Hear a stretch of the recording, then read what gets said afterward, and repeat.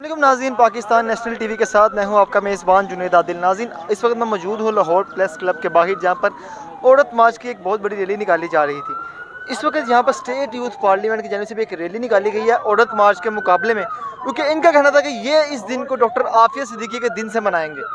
इस वक्त मेरे साथ स्टेट यूथ पार्लियामेंट के जो पंजाब के सदर हैं एजाज संधू साहब, उनके साथ एहसन चौधरी साहब मौजूद हैं। इनसे बात करते हैं। अस्सलाम वालेकुम। वालेकुम सलाम। सबसे पहले तो मुझे आप ये बताइएगा कि आप उनके मुकाबले में निकले हैं, औरत मार्च के मुकाबले में अपना डॉक्टर आफिया सिद्दीकी का दिन मनाने के लिए। क्या देखा आपने यहाँ पर आके? मैंने यहाँ पर शरीयत की धज्जियाँ उड़ाते इनको देखा। मैंने यहाँ पर देखा कि ये औरतें औरत के हकूक़ की बात नहीं कर रही। अगर ये औरत के हकूक़ की बात करें तो डॉक्टर आफिया सिद्दीकी एक औरत और इस कौम की बेटी है। क्या किसी पम्फलेट के ऊपर कोई भी स्लोगन डॉक्टर आफिया के लिए इन्होंने लिखा है? अगर ये औरतों के हकूक़ के लिए, क्योंकि 8 मार्च वुमेन डे है, अगर ये औरतों के हकूक़ के लिए निकलती तो क्या इन्होंने फ़लस्तीन की बेटी के लिए निकली है?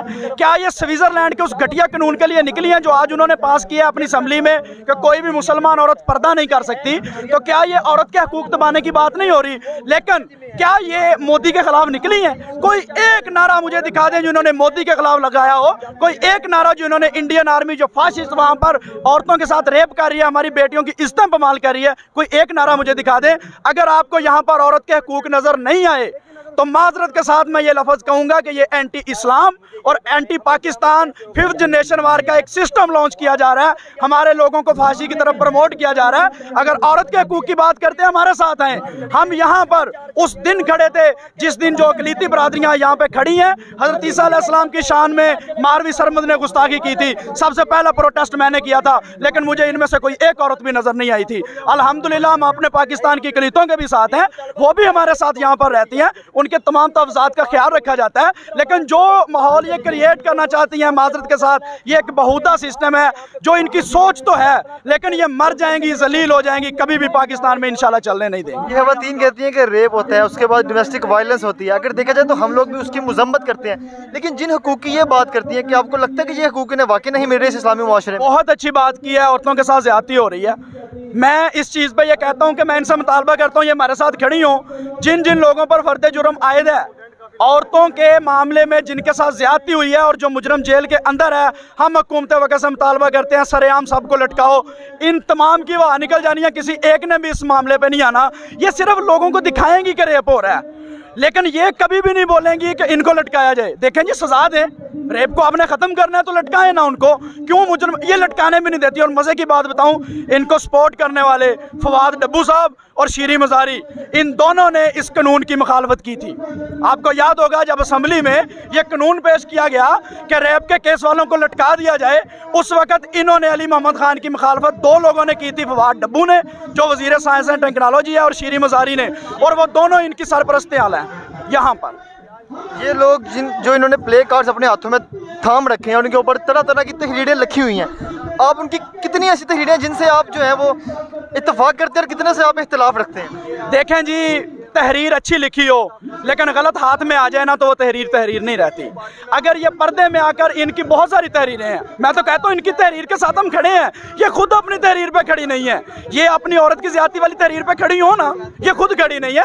ये सिर्फ अवाम को ड्रामा है। इनके 3-4 स्लोगन इन्होंने दिखाने होते हैं जो अवाम जिनसे एग्री करती है, और बाकी सारा इन्होंने वो अमेरिका और यूरोप वाला गंदा निज़ाम लाना होता है। इनसे पूछें जाके, आज स्विट्ज़रलैंड में पर्दे के ऊपर पाबंदी लगाई गई है, औरत का हक छीना गया। क्या किसी ने स्विट्ज़रलैंड पर लानत डाली है? किसी ने मजम्मत की है? किसी ने मोदी को गाली दी है? किसी ने इसराइल को दहशतगर्द कंट्री कहा?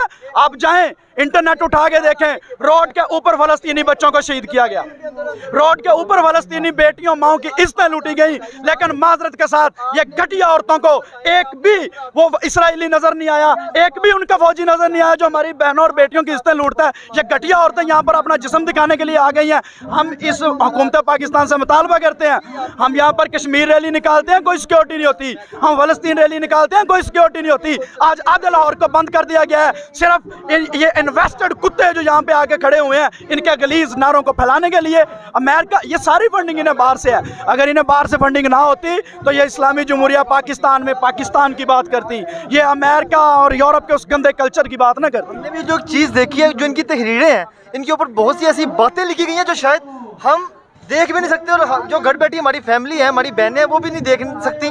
इतने इतने बुरे अल्फाज जो है कि उनके ऊपर तहरीर किए गए हैं। तो क्या वजह, आपको क्या लगती है, कौन सी ऐसी वजह जिसकी वजह से ये लोग बाहर निकलते हैं और एक प्रोपागेंडा करते हैं? पैसों के लिए निकलते हैं। जो तहरीरें इन्होंने लिखी है ना, मज़े की बात है, वो हक ये अपने बाप और अपने भाई से मांगती हैं। और बड़ी ही मज़े की बात है कि इनके बाप और भाई साथ आए हैं इनको गाड़ियों में लेके। बाप ड्राइवर है, भाई साथ बैठा है, और बेटी आके यहाँ पे लोगों को कह रही है कि मेरा बहुत बड़ी तादाद मौजूद है, मेरा बाप मुझे नहीं दे रहा, मेरी बहन जी और भी मौजूद है। देखें कैदरी की बात, ये यूनिवर्सिटीज के देखें इनको, ये सारे यूनिवर्सिटी के वो लोग हैं, कुछ खाने के लिए आए हैं, कुछ फंडेड है। और अगर आप थोड़ा सा इस साइड पे कैमरा लेके जाएंगे तो दिहाड़ीदार लोग आपको मिलेंगे, आप इंटरव्यू करें, जिन्हें चंद पैसे दे के यहाँ पे लाया गया कि आप आएँ और अपने औरतों के हकूक के नाम पर ये गलीज नारों को पाकिस्तान में फैलाएं। स्टेट यूथ पार्लियामेंट को भी अब कहाँ देख रहे हैं इस औरत मार्च के मुखालिफ?